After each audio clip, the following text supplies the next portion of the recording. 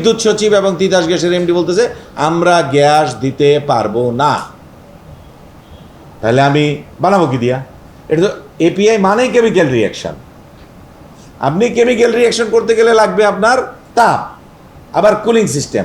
তো এখন আমারে আপনি প্রোডাক্ট দিয়ে রাখছেন, বাট আপনি বিদ্যুৎ দিবেন না, গ্যাস দিবেন না। হ্যাঁ, তাহলে গ্যাসের সমস্যাটা আমাদের এপিআইয়ের জন্য সবচেয়ে বড়। 6 থেকে 7টা অবজারভেশন দিলাম। তার প্রথম যেটা হালিম ভাই বানায় বসে আছে এবং ওনার পাশের প্লট আমার, ওনার আমার বলছে জাকির আমারে দেইখা এরপরে আপনি সিদ্ধান্ত নিয়েন। শিল্প সচিবের সামনে যায় বলছে বাংলাদেশের ঔষধ শিল্পের মধ্যে সবচেয়ে বোকা মানুষ হয়তো আমি, এই জন্য আমি ওখানে গিয়ে 450 কোটি টাকা ঢালছি। কারণ আপনি সরাসরি বিদ্যুৎ সচিব এবং তিতাস গ্যাসের এমডি বলতেছে আমরা গ্যাস দিতে পারবো না। তাহলে আমি বানাবো কি দিয়া? এটা তো এপিআই মানেই কেমিক্যাল রিয়াকশন। আপনি কেমিক্যাল রিয়াকশন করতে গেলে লাগবে আপনার তাপ, আবার কুলিং সিস্টেম। আপনি বলে দিলেন আপনি এপিআই পার্ক দিচ্ছেন, ওই যে ভানুর ওই গল্পের মতো কিছু মনে করেন না যে তুমি বড় কাজ করতে পারবা কিন্তু ছোট কাজ করতে পারবা না, তাই তো?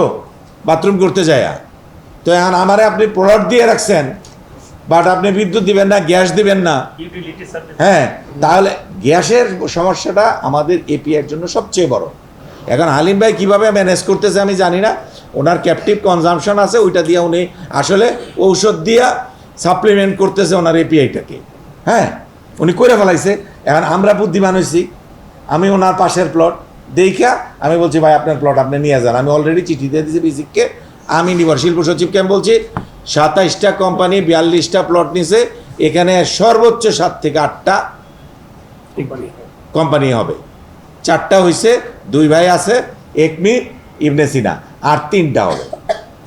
এর বেশি আমার হিসাবে উচিত কথা বলা ঠিক না। আমি শিল্প সচিবকে বলে আসছিলাম এবং আমার ধারণা সিঙ্গেল ডিজিট থেকে ডাবল ডিজিটে যাওয়ার সম্ভাবনা কম।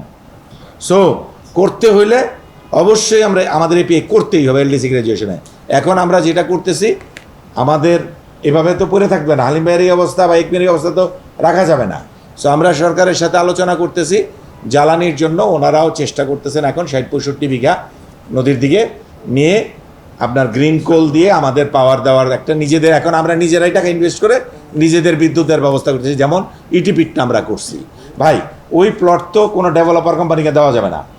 আমি যে টাকা দিয়ে কিনছি 15 কোটি 20 কোটি হোক আর ওনার 500 কোটি টাকাই হোক, টাকা তো আমার টাকা, কোনো রিটার্ন আসতেছে? তাহলে সরকার তো সুন্দর 341 কোটি টাকা বানাইছে, প্লটের দাম হিসেবে টাকা ফেরত নিয়ে গেছে, ইন্টারেস্ট সহ, সার্ভিস চার্জ সহ। ওনার কি কোনো রিস্ক আছে? ওই ভদ্রলোক যে ইনভেস্ট করছে ওইটার কিন্তু টাকা কবে রিটার্ন পাবে কেউ জানে না।